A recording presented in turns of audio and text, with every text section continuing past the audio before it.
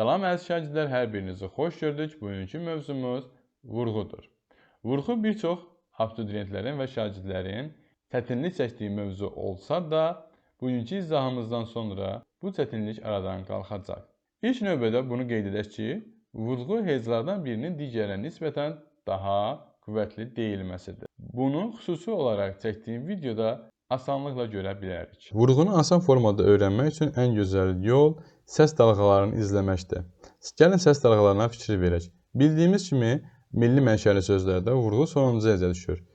Bu da kitab sözünün tələffüz formasıdır. Görüldüyü kimi bir səs tonu formasında gedir. Alınma sözlərdə isə vurğu müxtəlif yerlərə düşə bilir. Bu angina sözünün tələffüz formasıdır. İlk heca o sakit olaraq gedir. İkinci heca artıq səs tonu yüksəlir və üçüncü hecada enərək gedir. Angina bu formada. Bildiyimiz kimi bəzi sözlərimizdə var ki, onların vurğusu dəyişməklə mənası dəyişən sözlərdir. Misal üçün, qazın dimdiyi. Artıq burada birinci heca vurğu qəbul etmir. Gördüyünüz kimi enən formada gedib. Amma ikinci heca birinci hecəyə nisbətən daha qüvvətli formada deyilib. Dimdik. Əskər dimdik dayanmışdır. Burada görüldüyü kimi səs tonu daha yüksək formada deyilmişdir. Dimdik və enən formada davam etmişdir. Vurma sözünə baxaq.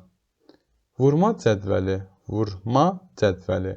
Burada ma hecası vur hecasına nisbətən daha qüvvətli deyilmişdir. Səs tonunda bunu rahat formada görmək olar. Amma sən onu vurma desək, vur daha qüvvətli deyilir. Ma isə enən formada gedir. Vurğunu daha yaxşı bilmək üçün əlavə qaydaları da nəzərdən keçirək. Azərbaycan dilinə məxsus sözlərdə vurğu sonuncu hecəyə düşür və bu şəkilçilərlə öz növbəsində sona tərəf davam edir. Amma Rus-Avropa mənşəli sözlərdə vurğunun yeri dəyişkəndir. Angina, apelyasiya, arxitektor, faktor, fantaziya. Tələffüz zamanı vurğusu dəyişməklə mənası dəyişən sözlər. Bunlar isim və sifət kimi qarşılıq formasında ortaya çıxır. Akademik gəldi. Kim gəldi? Akademik gəldi. Vurğu düşdü əvvələ. Akademik nailiyyət. Necə nailiyyət? Akademik nailiyyət. Sözdə vurğuların yerini yadınızda saxlaya bilmirsinizsə, qısa bir praktik yolla yadda saxlamaq olar. İsim mövzusu sifət mövzusundan əvvəl gəldiyi kimi, isim olan sözlərdə də vurğu əvvəl gəlir. Sifət isə daha sonra gəlir.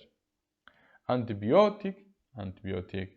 Klassik, klassik, klassik. Bəzi son şəkilçilər vurğusuz tələffüz olunur. İsim düzəldən gil, ov, ova, yev, yeva şəkilçiləri vurğusuz tələffüz edilir. Qardaşım gil, gil qəbul etmir, düşür əvvələ. Əmim gil, gil qəbul etmir, düşür əvvələ. Ağayev, yev qəbul etmir, düşür A-nın üstünə olunan əvvəlki hesabı. Sultanov, ov qəbul etmir, düşür əvvələ. Zərf düzəldən lalə, cacə, cəsinə, ən şəkillərdə vurğusuz tələffüz edilir. Cəsarətlə lalə qəbul etmir, düşür əvvələ. İnsafən ən qəbul etmir, düşür əvvələ. Xəbərli şəxs cəhsləri vurğusuz tələffüz olunur. Birinci şəxs an, əm, yam, yəm, yığ, yığ, yug, yug. Azadam, am qəbul etmir, xəbərli şəxsə düşür A-nın üstünə. Azadıq, ıq qəbul etmir, düşür A-nın üstünə.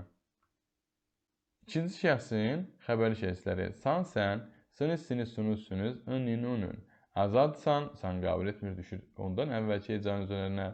Azadsınız, sınız qəbul etmir, düşür əvvələ.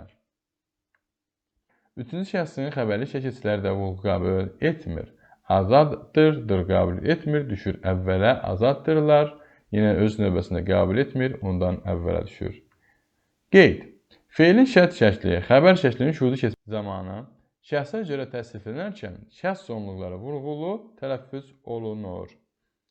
Oxusanız, oxusalar.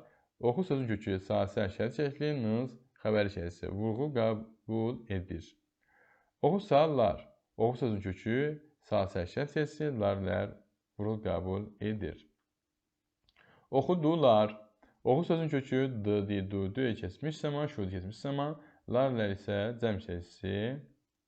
Əmr şəkli şəxsə görə dəyişərkən birinci və üçüncü şəxslərdə şəxs sonluğu vurğulu tələffüz olunur. Oxuyum, oxusun, oxuyaq, oxusunlar.